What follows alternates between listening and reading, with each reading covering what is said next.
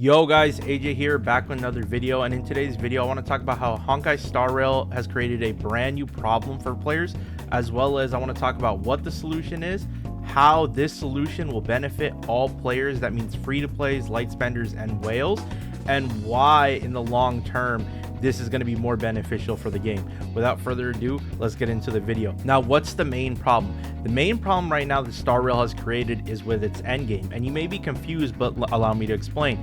We just got Apocalyptic Shadow and a new simulated universe to hold us down for this patch until we move on back to the low food, which they're advertising for 2.4. The issue with the current endgame is, while Apocalyptic Shadow is something new, it's a variety of endgame. It's not really new endgame. What I mean by that is, and I'm about to throw a picture up on the screen for you guys to look at. Take a look at the scheduling. All these endgame modes, Memory of Chaos, Pure Fiction, Apocalyptic Shadow, they're all 2 weeks apart from each other. So essentially, we're not getting more endgame, we're getting variety of endgame because the pacing is the same. The reason why I think this is starting to become a problem now is because of rewards and characters. Let me follow up on that now. You see, new characters that are releasing, like Firefly that just came out, like how Acheron came out before, these characters are now, they're becoming specialists. Yes, they can be raw DPSs, but they're starting to become overpowered specialists in ways that you not only need these characters, but you're going to need their future supports. Now for whales, this isn't going to impact you that much. For light spenders and free-to-plays, this will impact you actually dramatically. Think about the follow-up comp, for example. If you have Dr. Ratio, if you really don't have Topaz, right, you can't really get the benefits of Aventurine being on the team. Aventurine is a good solid universal support, but you can never get that full team comps benefits, you know what I mean? And so going forward, we are still playing HSR the same amount as before with these endgame cycles. Now I'm going to get into the solution of this and why this is a really big deal. The solution of this is knocking it down each endgame mode instead of 2 week cycles to 1 week cycles. And you may be thinking, what? Wait, can they actually do that? Yes, they can. They have enough mobs in the game currently right now to where we can do 1 week cycles. Now let me talk about the benefits, because I know this is what you guys want to know and why you guys should care. If you're a free to play, a light spender, or a whale, there's one universal benefit about this entire thing right now that if they did for 1 week cycles, changes everything for just anybody. You guys get to hop on the game more and play with your units more. Think about it. A lot of us, we go in, we play Star Rail, we play for the new patch, we play for the story, there's a new game mode comes out, new events, sure, right? But after that, it's starting to get really dry in Star Rail quickly. It seems like, oh, it's 2 to 3 days you play, then we gotta wait a long time. And even when the next character releases, the events are all right, you know what I mean? They're events for a reason. They give us some jades, we come in, we log and do that, but we really don't get to play with our characters. Reducing this to a 1 week cycle allows us to play 3 different end game modes and allows us to play with our characters more, but also we get to test our characters' limits now for building them in different situations.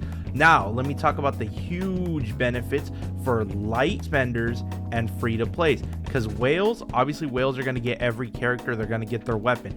Light spenders and free to play, I'm going to throw another image on screen. Currently right now, this is the total jades we get per 6 week cycle, so that is per patch, right? If we were to knock it out down to 1 week, this would be the total amount of jades we would be getting on screen. And for you, look at the difference. Our normal cycle is literally a 10 pull and some change when we go through a patch. With this change, we go from just a 10 pull and some change to 30 pulls. That's huge, and I'm going to explain why, because you all have been there in situations where you're close to a character but maybe you missed out, or you lost a 50-50 and you're like, damn, I at least wanted some more pulls to throw at them. Or maybe you got a character early, you know what I mean? You were just like, hey, I'm gonna throw some, and now you want to get the character weapon. When you do the math over time, getting 30 per patch, right? You can do the math on this, 3 patches, right? Gets you pretty much a 5-star. And that's more than before, because essentially if you're going the other route, it's taking forever. You do this route, now you're rewarding players and you can get units faster. Basically over time, you can get an extra unit or an extra weapon you probably didn't have, potentially even two if we do the math on these patches. And I think that is huge for especially free to play and light spenders, because we're getting into that point now where these game modes, they've kind of already told us, hey, going forward, DPS characters or characters in general, we're turning them into specialists. And for those who don't understand what I'm talking about, think about Pure Fiction, for example. It benefits erudition characters. Himiko got brought up, Herta got brought up into the meta for that game mode. MOC, yes, you're gonna have your raw powerhouses. MOC is kind of a flex game mode. You can kind of throw anybody in there, but as long as you have the best team comp and they affect that element, you can just go in and defeat them. Stagnant Shadow, realistically right now, what they're doing with Stagnant Shadow, they really want it to be for single target hunt individuals to do raw damage quickly to a boss to nuke them as fast as possible. So when we're getting into these situations, we know that now, hey, we got Acheron, we got Firefly, they're practically on the same level.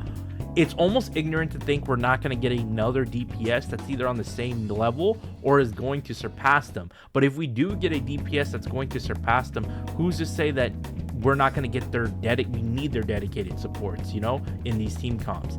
So I think with all these benefits in mind for endgame, just doing this whole entire thing, right, it's going to benefit everybody greatly. The last thing I want to talk to you guys about while I'm recording this is, obviously I can tell you guys to like, comment, and subscribe for the content if you do enjoy it, but I want to say this is the most important thing.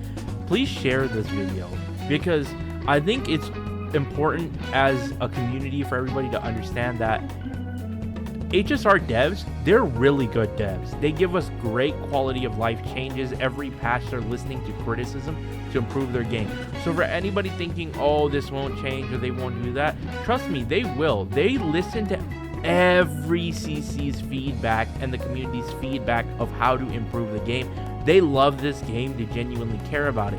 So for anybody who thinks, oh, this change will happen, I think you're wrong in thinking that way.